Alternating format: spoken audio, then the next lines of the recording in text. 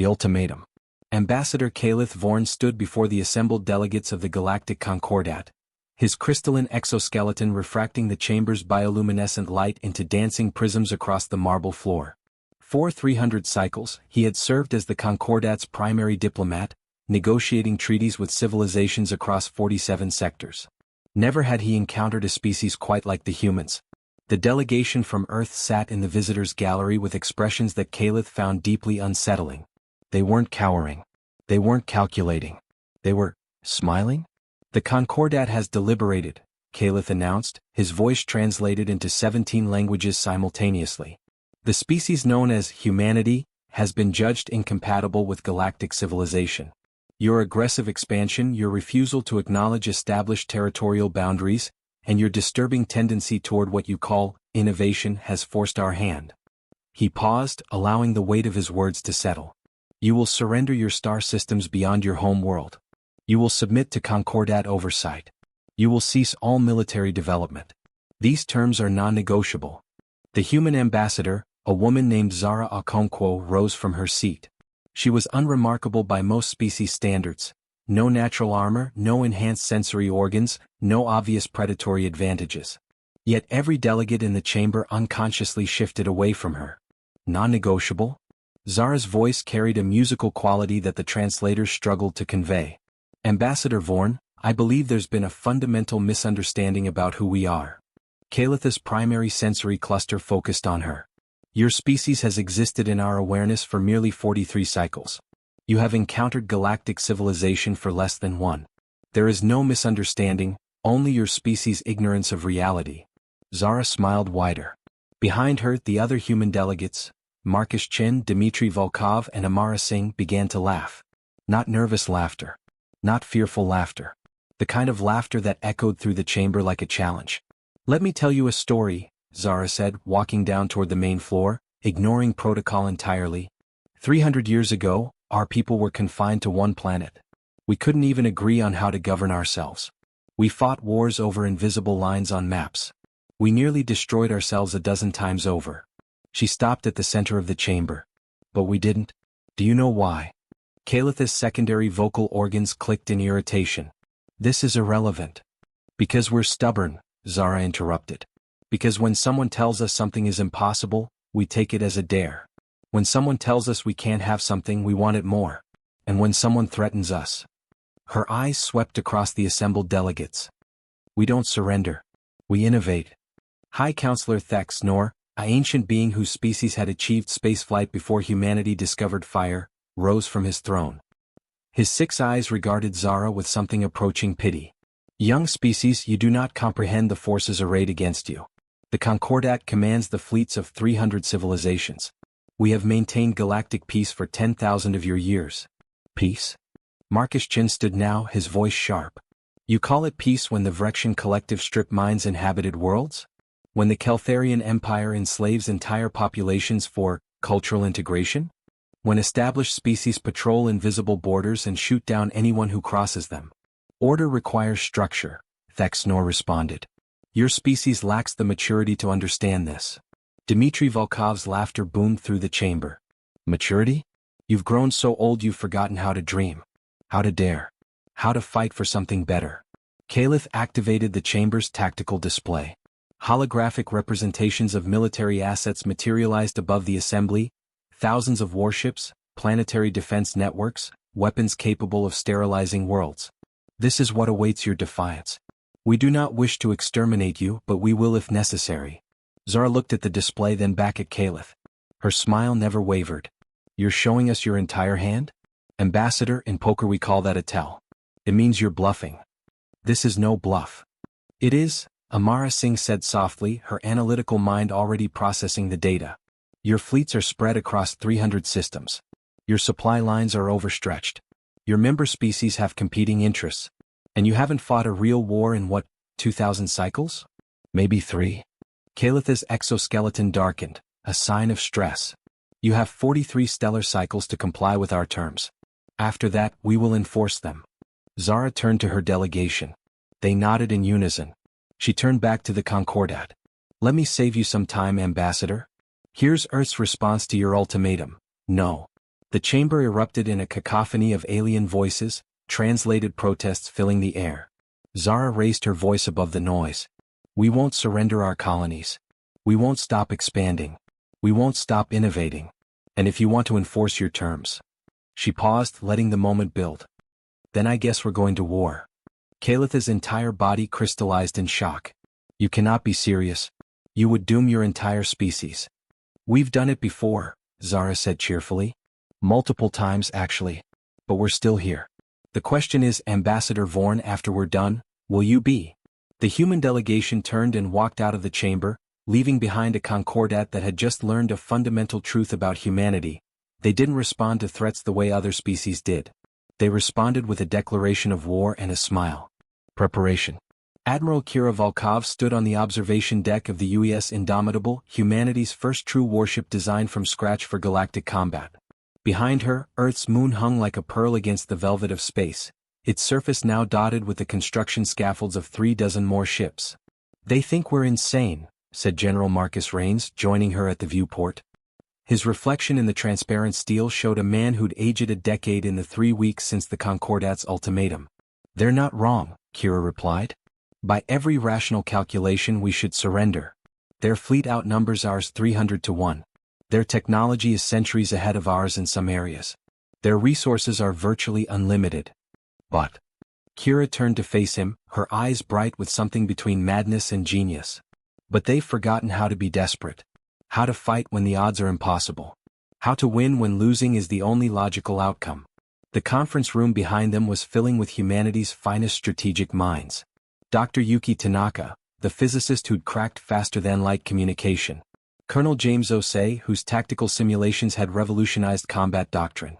Dr. Sarah Chin, the xenobiologist who'd identified weaknesses in 17 different alien physiologies. Let's get started, Kira said, leading the way inside. The holographic display dominated the center of the room, showing real-time intelligence on Concordat positions. Red markers indicated enemy fleets. Blue showed human assets. The ratio was depressing. Status report, Kira commanded. Yuki stood, manipulating the display with practiced gestures. We've completed reverse engineering the Concordat's subspace communication protocols. They don't encrypt their command channels, they've never needed to. Everyone in their network already has access. Which means? Marcus asked. Which means we can listen to everything, Yuki said with a predatory smile.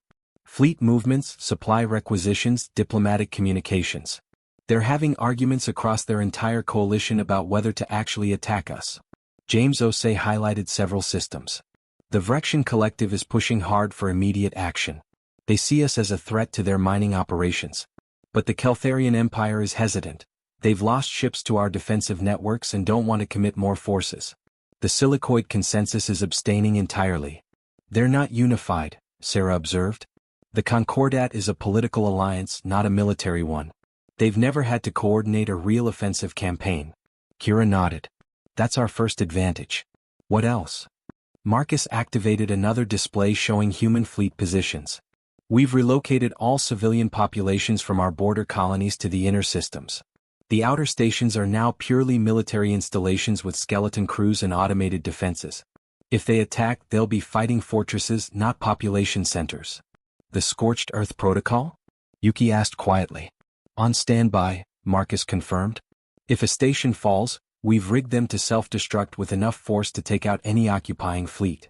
We won't give them our territory intact. Sarah pulled up biological data. I've been analyzing the composition of their various species fleets. Most of them breathe oxygen-nitrogen atmospheres like us, but with different optimal temperatures and pressures. The Vrexians prefer high heat. The Keltharians need specific humidity levels. The Visien command species requires precisely calibrated artificial gravity. Exploitable? Kira asked. Extremely. If we can board their ships, we can adjust environmental controls to incapacitate entire crews without firing a shot. James grinned. I love the way you think, Doctor. I've been working on breach tactics specifically for that purpose. Our Marines are training in full environmental suits with independent life support. We can operate in vacuum, toxic atmospheres, even full radiation environments that would kill most Concordat species in minutes. Kira walked around the holographic display, studying it from every angle. We can't win a conventional war.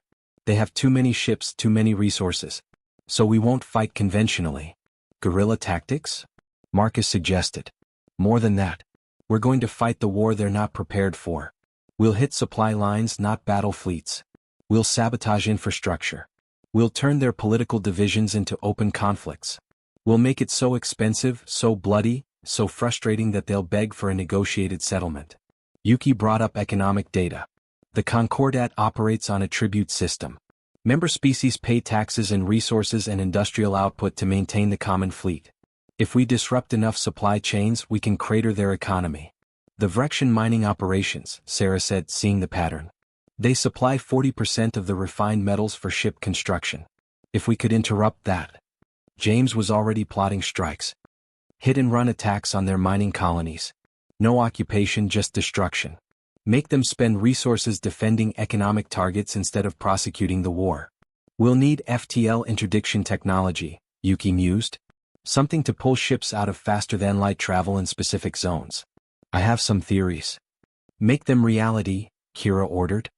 I want prototypes in 2 weeks. Marcus looked at the timeline projections. They gave us 43 cycles. That's about 6 standard weeks. We have 3 weeks left before their deadline. Then we don't wait, Kira said firmly. We strike first. Tomorrow we hit the Vrexian mining colony at Kepler 442.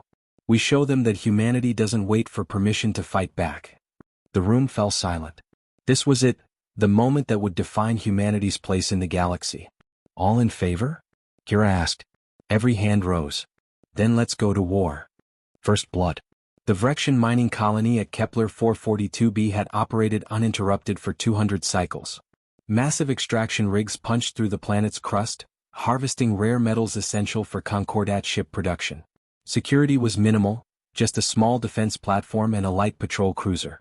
No one had attacked a Concordat facility in living memory. That was about to change. Captain Hendrix Cade stood on the bridge of the UES Shadow Strike, a stealth corvette designed around technology humanity had developed specifically for this war.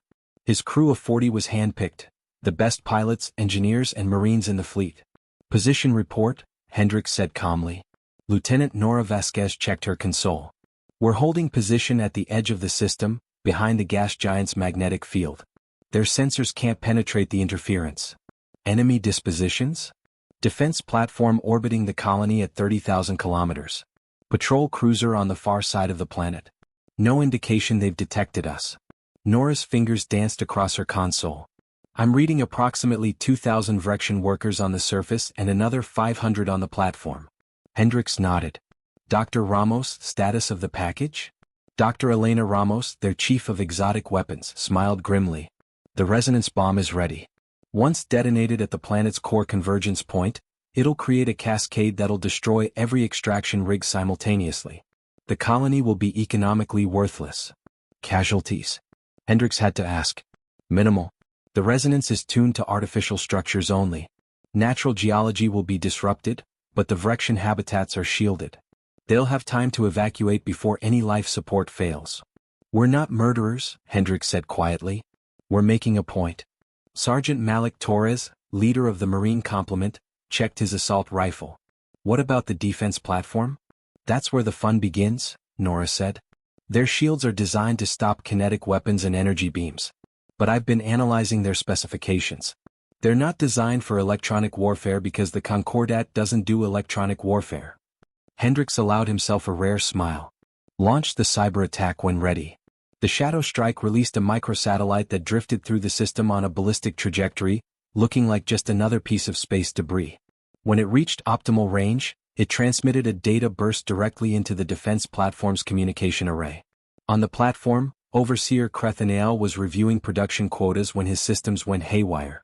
Holographic displays flickered and died. Life support readings spiked to dangerous levels, then dropped to 0, then returned to normal. Weapons targeting systems locked onto empty space and began firing automatically. What's happening? He roared at his technicians. Unknown, Overseer. The systems are executing commands we're not inputting. On the Shadow Strike, Nora watched her screens with satisfaction. Their entire network is compromised. I've locked them out of weapons, shields, and communications. They're blind and defenseless. Malik, you're up, Hendrix ordered. The Marine Assault Shuttle, designed to look like wreckage, drifted toward the defense platform. When it touched the hull, magnetic clamps secured it and shaped charges blew through the outer armor. Malik led his team of 20 Marines through the breach. The Vrexians were warriors by nature, but they'd never experienced combat. They'd been part of the Concordat for so long that war was just a historical concept. When humans in advanced combat armor came through their walls, most simply stood in shock. Non-lethal protocols, Malik ordered. His Marines fired stun rounds and deployed paralytic gas. Vrexians collapsed, unconscious but alive. The bridge fell in 3 minutes. Platform secure, Malik reported. No human casualties. Vrexian crew is neutralized but unharmed. Meanwhile, the patrol cruiser had detected the commotion and was accelerating toward the platform. Captain Vexlar of the Concordat Navy had served for 60 cycles without seeing action. This was supposed to be a prestigious but boring assignment. Human vessel detected, his sensor officer shouted. It's the one from the chamber recordings, Shadow Strike. Battle stations. Charge weapons. Vexlar ordered. The cruiser was 3 times the Shadow Strike size with superior firepower and shields. In a straight fight it would win easily. Hendricks had no intention of fighting fair. Fire missile spread, pattern Omega, he commanded. The Shadow Strike launched 16 missiles, each programmed with evasive maneuvers. The cruiser's point defense systems began shooting them down, 11, 12, 13. The 3 that got through weren't carrying explosives. They were carrying Dr. Ramos's second surprise, atmosphere corruption agents. The missiles punched through the cruiser's shields and hull, designed to trigger only after penetration. Inside the ship the atmosphere began to change. Temperature spiked. Humidity dropped to 0. The carefully calibrated environment the Keltharian crew required was becoming toxic to them. Environmental failure, someone screamed on the cruiser's bridge.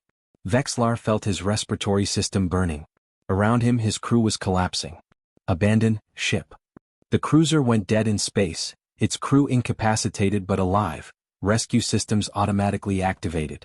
On the planet's surface, the resonance bomb deployed from a stealth satellite detonated at the precise geological coordinate Dr. Ramos had calculated. The planet shuddered. Extraction rigs across the entire colony collapsed simultaneously, their sophisticated machinery reduced to scrap.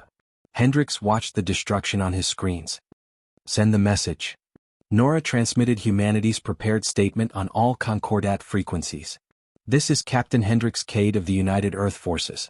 We have neutralized the Vrexian mining colony at Kepler 442. All personnel are alive and unharmed, but the facility is destroyed. This is not murder. This is war. You demanded our surrender. We decline.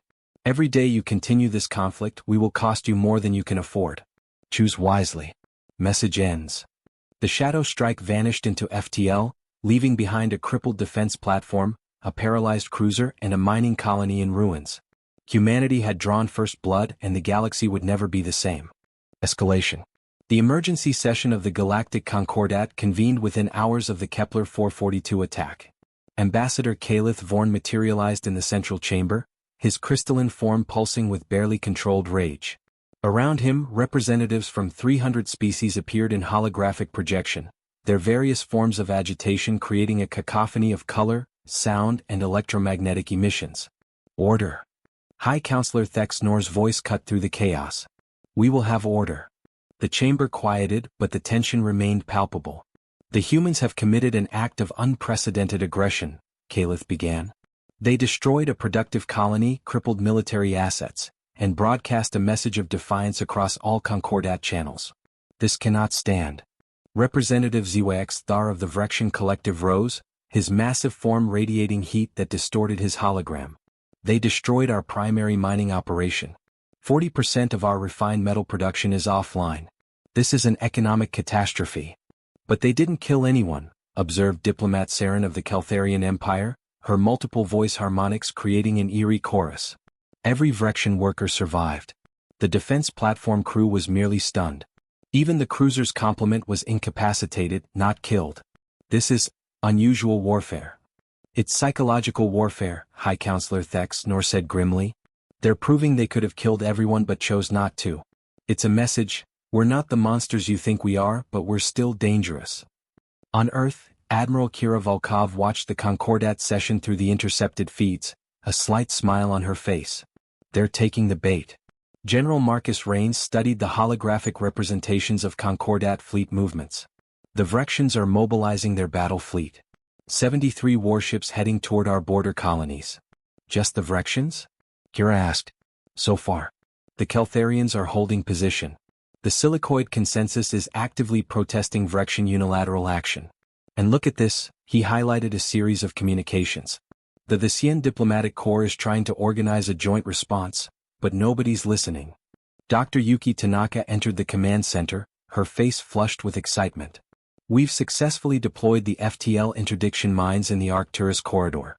It's the main supply route between Vrexian space and the Concordat core systems. Kira leaned forward. Explain it to me like I'm 5. Yuki grinned. FTL travel requires ships to enter a higher dimensional space. Our mines detect when a ship is attempting the transition and flood the local spacetime with quantum interference. It's like trying to open a door while someone's pushing from the other side, theoretically possible but practically impossible without recalibrating your entire drive system, which takes hours. So any Vrexian ship trying to use that corridor gets yanked out of FTL and has to crawl through normal space at sublight speeds. What should take days will take weeks. Their fleet is about to get very, very delayed. Marcus whistled. That's going to make them angry. That's the point, Kira said. Angry enemies make mistakes. Speaking of which, Colonel Osei, is your team ready for Operation Phantom?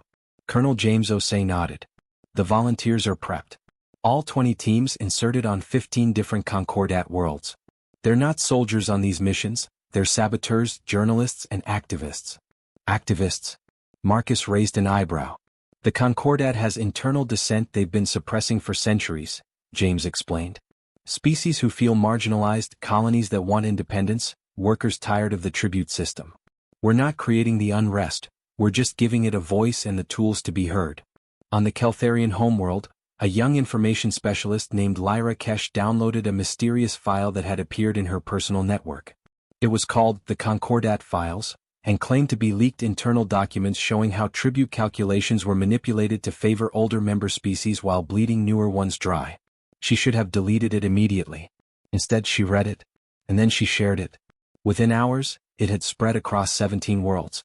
On the Vrexian industrial moon of Forge 7, workers found a pamphlet explaining that their 70-hour work weeks and minimal safety standards were not galactic standard as they'd been told, but violations of the Concordat's own charter. The pamphlet also helpfully included instructions for organizing labor actions. 3 shifts later, Forge 7 went on strike. Back in the Concordat chamber, the unity was crumbling in real time. Someone is spreading malicious propaganda. Ziwaxthar roared. Our workers are refusing to operate the remaining forges. Your workers are finally reading the actual Concordat charter, Saren shot back. Perhaps if you hadn't been violating their rights for 2 centuries, they wouldn't be so receptive to propaganda. This is human manipulation. Calith insisted. Is it? A new voice joined the debate. Representative Kix of the Silicoid consensus, a species that communicated through light patterns. Or have we simply been ignoring problems until someone else pointed them out? Thexnor tried to restore order. Regardless of internal matters, we must present a united front against human aggression. The Vrexian fleet. The Vrexian fleet is stuck in the Arcturus corridor, Ziwaxthar admitted bitterly. Some kind of technological trap. They estimate 3 weeks to clear it. 3 weeks. Calith's form flickered. In 3 weeks, who knows what else the humans will destroy? On Earth, Kira watched the Concordat descend into arguments and recriminations. This is going better than expected.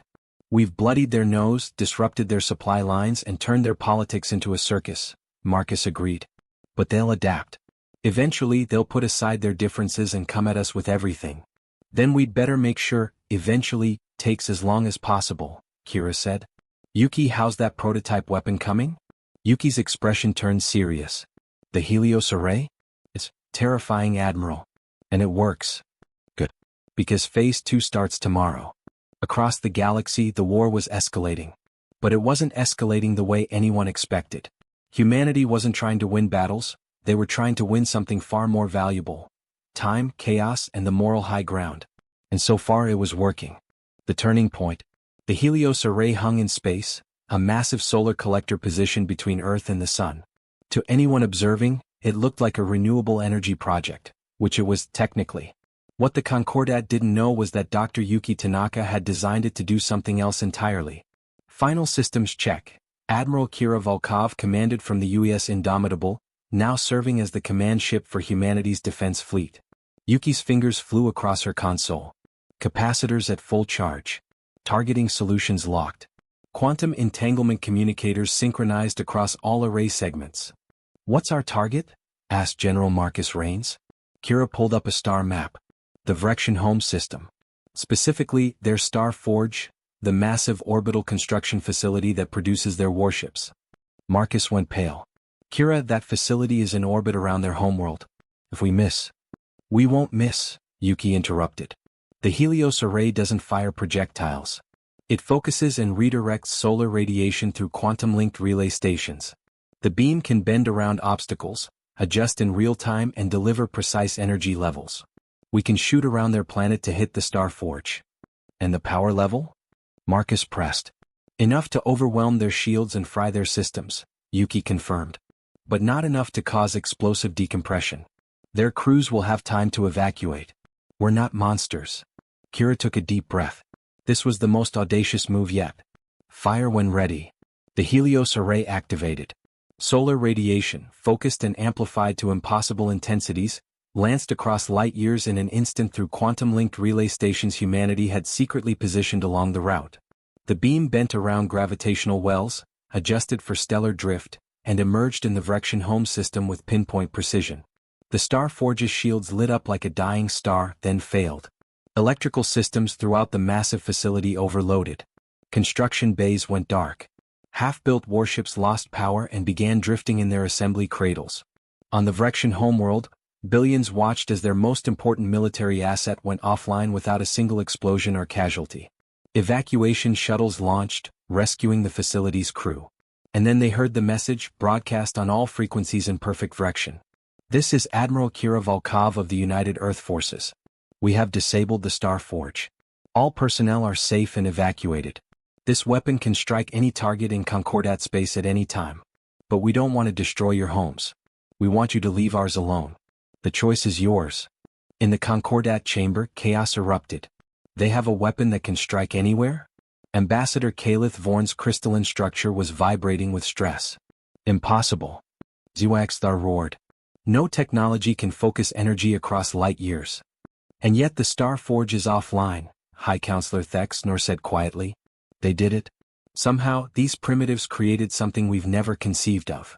What the Concordat didn't know was that the Helios array could fire exactly once per week before needing to recharge. Humanity had just used their only shot for the next 7 days. It was a magnificent bluff. Representative Saren of the Keltharian Empire spoke carefully. "We should consider negotiations." "Negotiations?"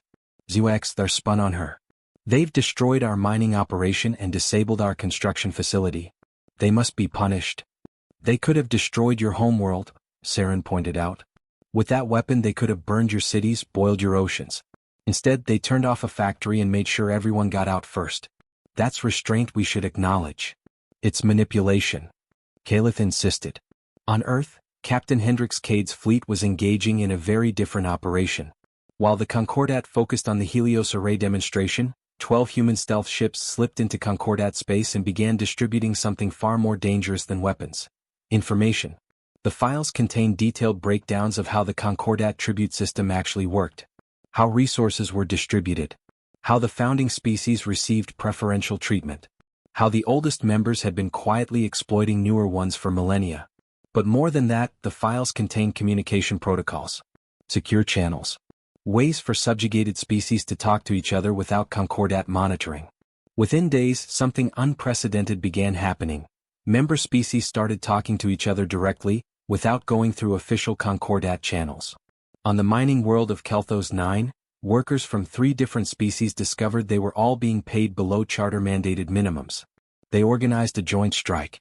On the agricultural colony of Verdun 3, farmers learned that their production quotas had been artificially inflated to justify lower compensation. They revolted. In the Silicoid Consensus's primary shipyards, engineers realized that mandatory upgrades to Concordat vessels were actually downgrades, designed to keep their fleet dependent on parts from founding member species. They began building their own designs. Ambassador Calith watched the reports flood in, his worst nightmare materializing. The humans aren't trying to defeat us militarily. They're trying to collapse us from within. Then we must strike back harder, Zewexthar insisted. Assemble the Grand Fleet. Every ship from every member species. We'll crush Earth once and for all. That will take months to organize, Thexnor said wearily. Then we take months, Zewexthar said. But we end this. The vote was called. Despite protests from more moderate members, the motion passed. The Concordat would assemble the largest military fleet in galactic history and launch a final assault on Earth. They gave themselves 4 months to prepare. Kira watched the Concordat proceedings through intercepted channels. They're committing everything. This is it, the decisive battle. Can we win? Marcus asked. Kira looked at the star map, at the tiny blue dot representing Earth, at the vast resources of the Concordat arrayed against them. By every logical calculation they would lose. We don't have to win, she said finally. We just have to make victory cost more than they're willing to pay. Get me Dr. Ramos. And wake up the volunteer crews for the Mjolnir Protocol. Kira, that protocol is... I know what it is, she said quietly. But if they want total war, we'll give them total war. Just not the kind they're expecting. The galaxy held its breath. Humanity prepared for Armageddon. The final battle. 4 months later, the Concordat Grand Fleet assembled at the edge of the Sol system. 3,000 warships representing 247 species, the largest military force ever gathered in known history. They came with one purpose, to end the human threat permanently. High Counselor Thexnor commanded from the dreadnought Eternal Harmony, a vessel so massive it generated its own gravitational field. Around him, holographic representations of fleet commanders awaited orders. Begin the advance, Thexnor commanded. Humanity will surrender or be destroyed. The armada moved forward, a tide of ships that blotted out the stars. On Earth, Admiral Kira Volkov stood in the command center buried 3 kilometers beneath the Rockies. Around her, humanity's last defenders prepared for what would likely be their final stand. Fleet status? She asked calmly. All 412 ships in position, reported General Marcus Rains. We're outnumbered 7-1. The Mjolnir platforms? Active and waiting, confirmed Dr. Elena Ramos. 23 platforms positioned throughout the system. Once they fire, there's no stopping the reaction. Kira nodded. The Mjolnir Protocol was humanity's final card, a network of quantum-linked kinetic platforms that could accelerate projectiles to near-light speed. Each platform could fire once before destroying itself.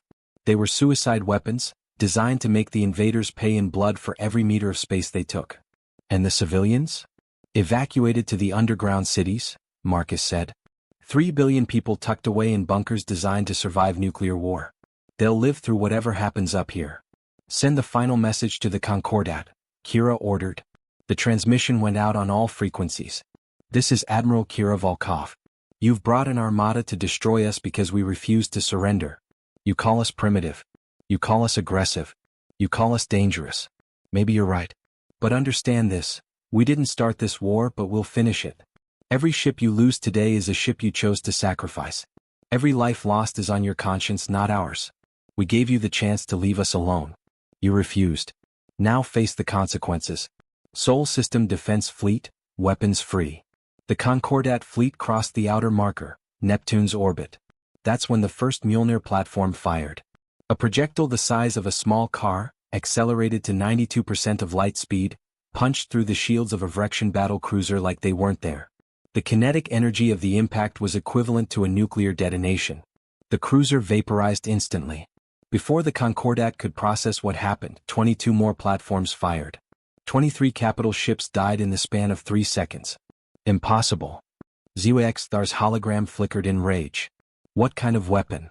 Kinetic kill vehicles at relativistic speeds, Captain Saren's tactical officer reported, her voice shaking. There's no defense against them. If they hit, we die. How many do they have? Thexnor demanded. Unknown, High Counselor. But each shot cost them the platform that fired it. These are single-use weapons. Then we overwhelm them with numbers, Thexnor decided. All ships, maximum acceleration. We hit Earth before they can reload. The fleet surged forward, accepting losses as the price of victory. 6 more Mjolnir platforms fired, killing 6 more ships. Then silence. Humanity had exhausted its supply of the devastating weapons. But the Mjolnirs were just the opening act. As the Concordat fleet reached Mars orbit, Captain Hendrix Cade's stealth squadron struck from below the ecliptic plane. 50 small, fast ships laden with the atmosphere corruption weapons that had worked so well before. They punched through the fleet's screening elements and deposited their payloads before scattering.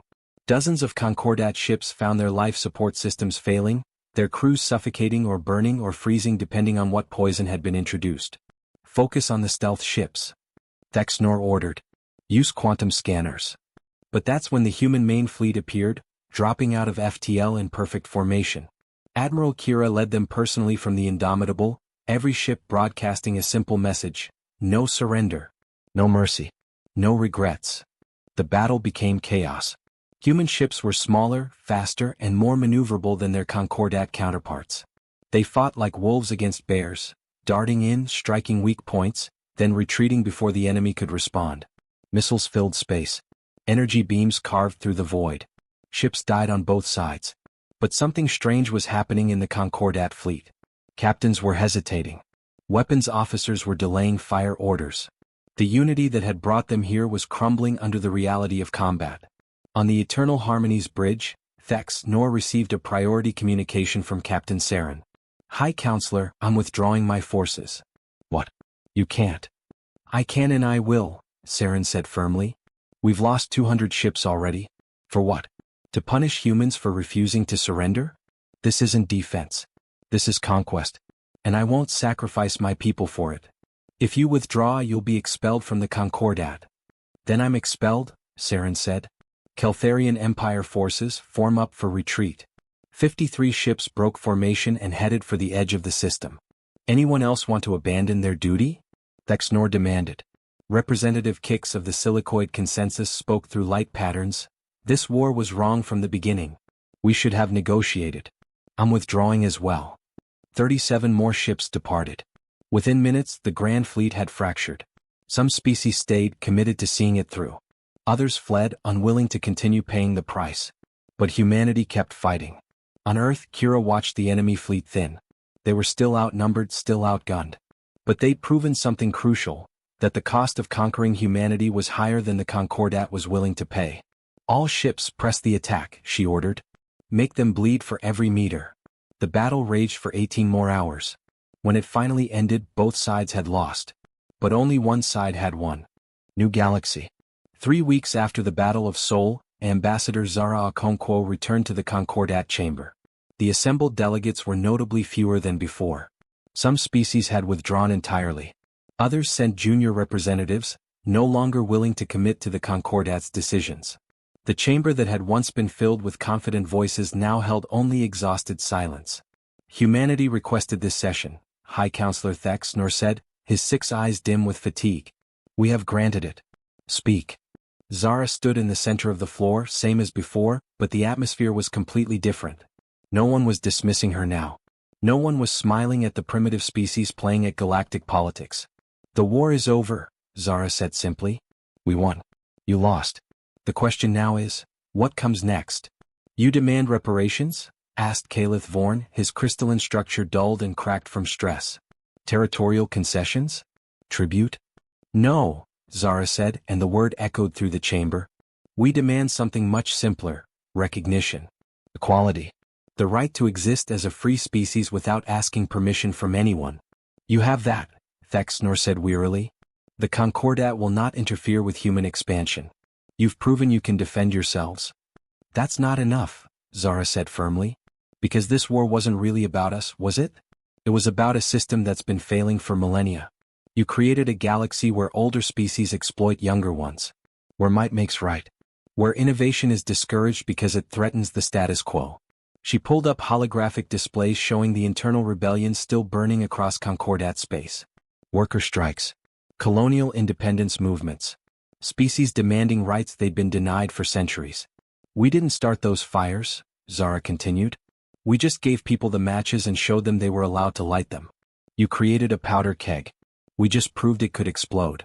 Representative Saren, now representing an independent Keltharian empire, spoke up. What are you proposing, Ambassador Okonkwo? A new system, Zara said. Not a conquest empire. Not a tribute network. An actual alliance of equals. Species cooperating because it benefits everyone, not because the strong force the weak to comply. Impossible, muttered Ambassador Calith. You can't govern 300 species as equals. Can't we? Zara challenged. You never tried. You assumed the only way to maintain order was through hierarchy and force. But humans have a saying, united we stand, divided we fall. You kept everyone divided to maintain your power. And look where it got you. Kicks of the silicoid consensus flickered in agreement. The human speaks truth. Our division nearly destroyed us all. Perhaps their way deserves consideration. We propose the Galactic Commonwealth, Zara announced, uploading a document to the Chamber's systems. Every member species gets an equal vote. No tribute system, just voluntary resource sharing based on mutual benefit. Free trade. Free movement. Protection for all members, not just the founders. And who guarantees this protection? Thexnor asked. Everyone, Zara said. Member species contribute to a common defense force, but no single species controls it. Decisions are made collectively. If someone threatens any member, they face all members. You're describing chaos, Calith protested. No, Zara corrected. I'm describing democracy. It's messy. It's slow. It requires compromise and patience. But it's better than the alternative. Thexnor studied the proposal, his ancient mind processing the radical shift in galactic order. And if the Concordat refuses? Then the Concordat falls, Zara said bluntly. You've already lost a third of your members. The internal rebellions will spread. You can try to suppress them, but that just proves our point, that you maintain order through force, not consent. How long before the next species decides they're tired of being exploited? How long before someone else does what we did? The chamber fell silent. Finally, Saren spoke. The Keltharian Empire supports this proposal. We're tired of the old ways. Kix's light patterns agreed. The silicoid consensus as well. This is the evolution we needed. One by one, species pledged support. Some reluctantly. Some enthusiastically. Some because they saw no other option. When the vote concluded, the Galactic Commonwealth had been born. 6 months later, Admiral Kira Volkov stood on an observation platform orbiting a formerly neutral world now designated as the Commonwealth's capital. Below her, construction crews from 20 different species worked together building the new governmental complex. Strange, isn't it? General Marcus Rains said, joining her. We went to war to prove we wouldn't be conquered. Now we're building something that requires us to cooperate with the same species that tried to destroy us. That's humanity for you, Kira replied with a smile. We fight like demons when threatened, but we're suckers for redemption stories. Besides, most of those species didn't want war. They were pressured into it by a flawed system. Think it'll work? This Commonwealth? Honestly? No idea, Kira admitted. It's never been tried on this scale. But I know the alternative doesn't work. We proved that. A message appeared on Kira's personal communicator. It was from Zara, now serving as humanity's first Commonwealth ambassador. The first joint research initiative just launched. A team of human, Keltharian, and silicoid scientists working on faster-than-light communication improvements. Thought you'd want to know we're already breaking new ground. Kira smiled. That's the real victory, isn't it? Not that we fought and survived, but that we changed the whole game. Marcus nodded. From conquered to conquerors to colleagues. That's quite a journey.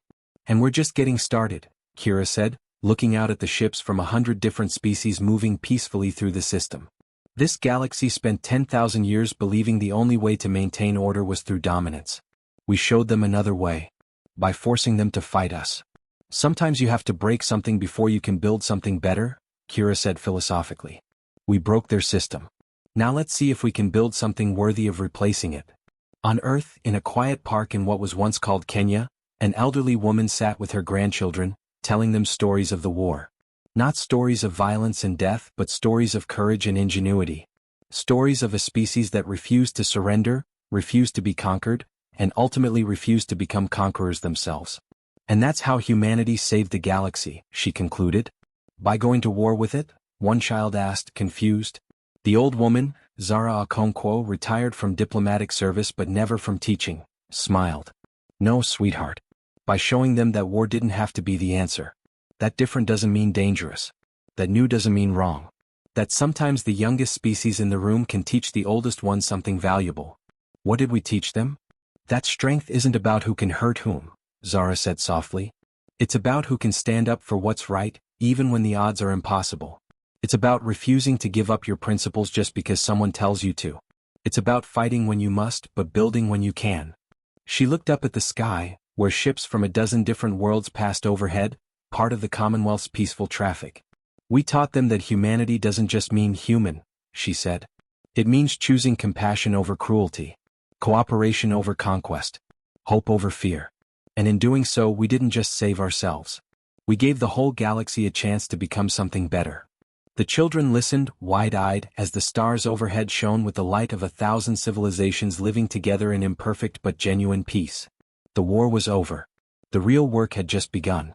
And humanity, the species that had laughed at an ultimatum and declared war on an empire, was ready to lead by example, not through force but through the stubborn, ridiculous, magnificent hope that tomorrow could be better than today. It was, after all, the most human thing they could do.